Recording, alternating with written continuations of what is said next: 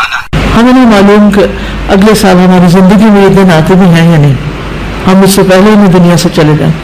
اس لیے بہت ضروری ہے کہ ان 10 دنوں کی پلاننگ کریں کہ ہم نے کیا کیا کرنا ہے. صرف وہ کام کافی نہیں جو ہم ہر روز نیکی کے کام کرتے رہتے ہیں، مثلاً جو روٹین میں نوافل پڑھ رہے ہیں یا صدقہ خیرات کر رہے ہیں، یا اور نہیں، مزید بھی کرنا ہے.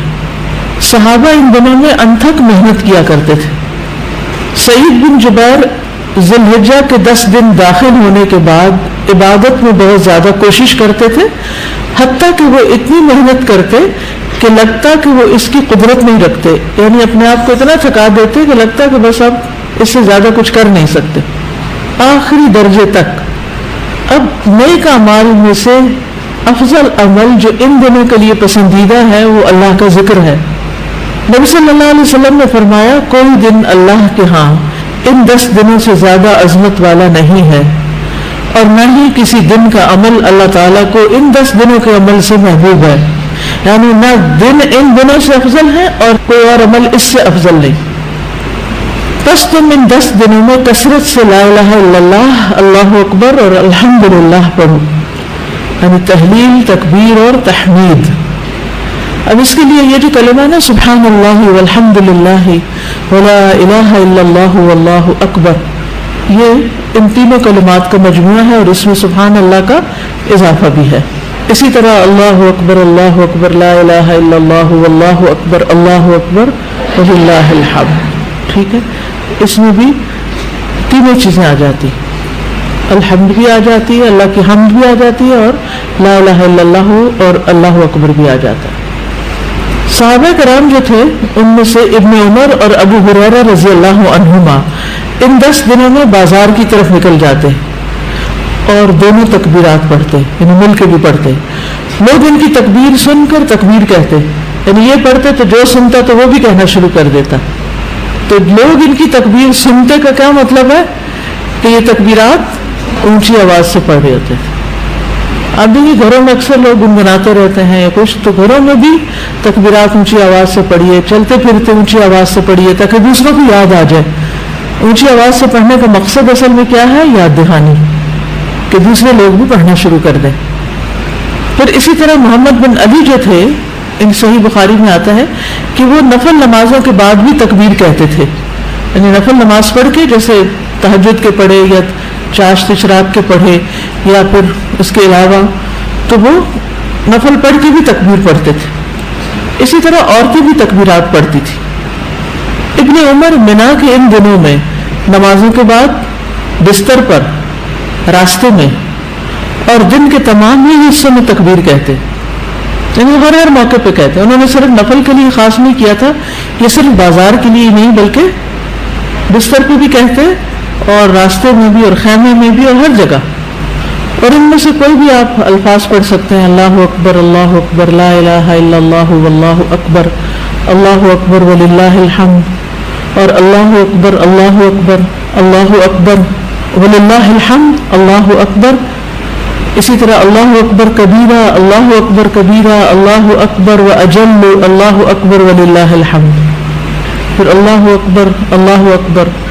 اکبر کبیرہ، تو اللہ اکبر کبیرہ والحمد للہ کثیرہ وسبحان اللہ بکرۃ واصیلا بھی آپ پڑھ سکتے ہیں. ٹھیک ہے، آخر میں اللہم اغفر لی بھی کہہ سکتے ہیں. دوسرا اہم کام جو ان دنوں میں کرنے کا ہے وہ 9 ذی الحجہ کا روزہ ہے.